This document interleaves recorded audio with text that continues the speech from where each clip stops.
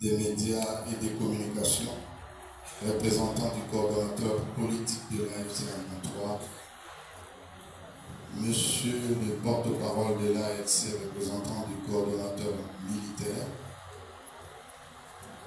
Monsieur le maire, Monsieur le président de la mutualité Banamoulen de l'Uruguay, distingués invités, mesdames et messieurs, à vos titres et qualités.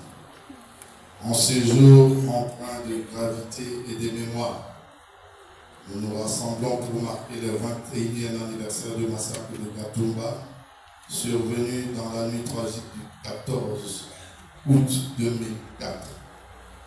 Ce drame qui coûta la vie à 166 réfugiés congolais, Banyamulenge, femmes et enfants, personnes âgées, assassinés par balles, armes blanches et brûlés vifs dans un acte de barbarie inqualifiable, reste l'une des pages les plus sombres de notre histoire contemporaine.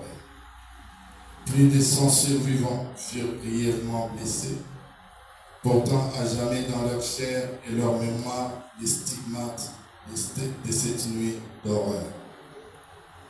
Ce massacre revendiqué par le FNL Alpéoutou de l'époque ne fut pas un acte isolé. Il s'inscrit dans un contexte plus large de violences ciblées, de stigmatisation et de discrimination que continue de subir la communauté Banyamulenge, en particulier dans les hauts plateaux et moyens plateaux de Fizi, Uvira et Moïna. Les attaques répétées, les pillages massifs, la destruction d'infrastructures vitales et les déplacements forcés témoignent d'une persistance de la haine et de l'exclusion. Le massacre de Gatumba est bien plus qu'un souvenir douloureux pour la communauté banyamulenge. Il est le symbole éclatant de l'échec collectif à instaurer une véritable cohésion sociale et à garantir la protection de toutes les communautés sans distinction d'origine dans l'est de notre pays. Monsieur le Président de la mutualité Banamoulen, distingués invités, mesdames et messieurs, notre mouvement, l'AFC M23, porte la vision d'un Congo uni et apaisé où la diversité culturelle n'est pas un prétexte, mais une richesse nationale. Cette optique que nous affirmons notre engagement à lutter contre toute forme de déni, de discrimination et d'exclusion et à promouvoir un vivre ensemble fondé sur l'égalité, la justice et la dignité. Permettez-moi de rappeler ces témoignages poignants d'un rescapé. Il y avait des chants d'Alléluia, les mêmes que ceux que nous chantons dans nos églises.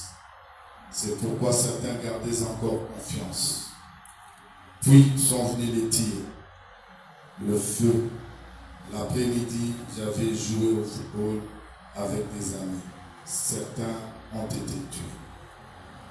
Que ces chants d'Alléluia résonnent aujourd'hui dans nos cœurs, non comme un écho de désespoir, mais comme un hymne à la mémoire, à la résilience et à l'espérance. La cohésion sociale à laquelle nous aspirons ne pourra devenir réalité que si nous embrassons pleinement les valeurs du pardon, de l'acceptation de l'autre et de la célébration de nos différences. Comme le rappelle l'Évangile selon Saint Jean 13, verset 13, 35, c'est à cela que tous reconnaîtront que vous êtes mes disciples, si vous avez de l'amour les uns pour les autres. Le sang versé à Gatumba nous appelle à l'action. Il nous rappelle que l'impunité d'hier nourrit les violences d'aujourd'hui. C'est pourquoi nous exigeons que la justice soit rendue, que les auteurs et les instigateurs de ces crimes soient traduits devant les juridictions compétentes et que cesse définitivement toute politique de haine et d'exclusion dans notre pays. En ces jours solennels, je rends hommage aux victimes et exprime ma solidarité indéfectible aux rescapés et à toutes les familles meurtries. Ensemble, faisons du Sud Kivu et du Congo un espace où chaque citoyen, quelle que soit son origine, se sent pleinement en sécurité et respecté dans ses droits. Que vive la République démocratique du Congo. Je vous remercie.